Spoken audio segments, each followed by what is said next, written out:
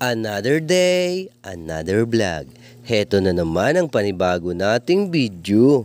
Binigyan nga pala tayo ni Kuya Andy ng mga dragon fruit galing sa kanyang farm. Tara! At samahan nyo na naman ako sa panibago nating video. Let's go! Yung mga idol, at nandito tayo kay Kuya Andy Gutierrez at kasama natin si Kuya Jack RTV. So nandito tayo sa Dragon Fruit Farm. Ari pala yun niya, yung nakikita kong video mo.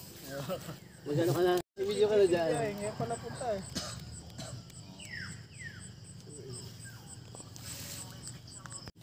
Ngayon ko lang nakita kong may ganito pala dito.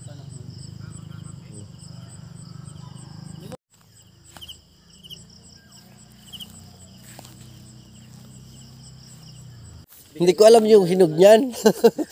Mangyan ako dyan. Maganda to sa umagang kainin. Tapos, yung mga idol, at ganito pala ang itsura ng bunga ng dragon fruit at medyo inosente pa tayo dito. Bago nga pala ito maging bunga mga idol, ay ito naman ang itsura ng kanyang bulaklak. Grabe, napakaganda oh. Ano tayo dito? Mamumuti tayo ng dragon fruit at first time nang mangyan makatikim na rin at makakita din. Meron pala dito sa Marilad.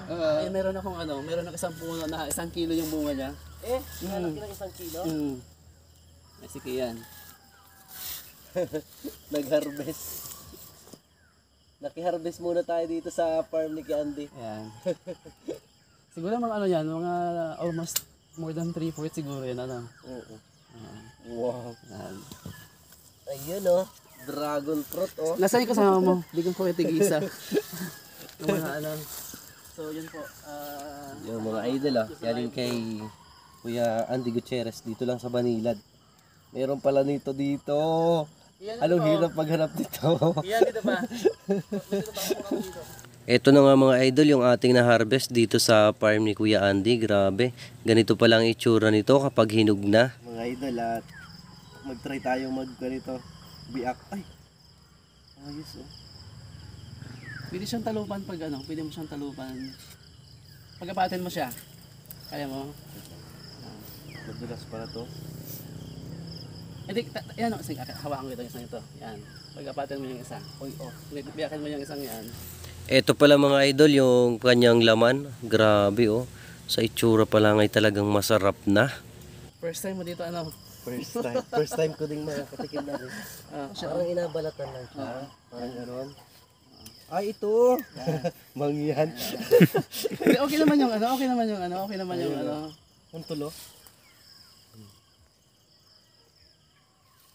Yun. Sa part nga na ito mga idol ay tinikman na nga natin ang napakasarap na dragon fruit ni Kuya Andy. Grabe, sarap nito. Mas maganda ito pag nasa rep siya. Malamig. Pag malamig muna. Pag malamig. Harap. Sa part nga ito mga idol ay talaga nang napasarap nga tayo ng kain sa dragon fruit at talaga namang napakatamis ng dragon fruit ni na Kuya Andy. Bukod din sa kinain natin dun sa kanyang farm mga idol ay pinadalhan pa nga niya ako ng pasalubong sa aking mag-iina.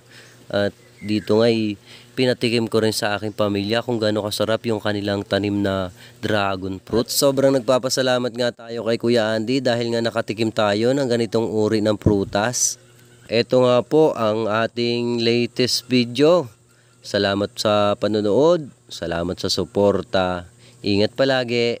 God bless.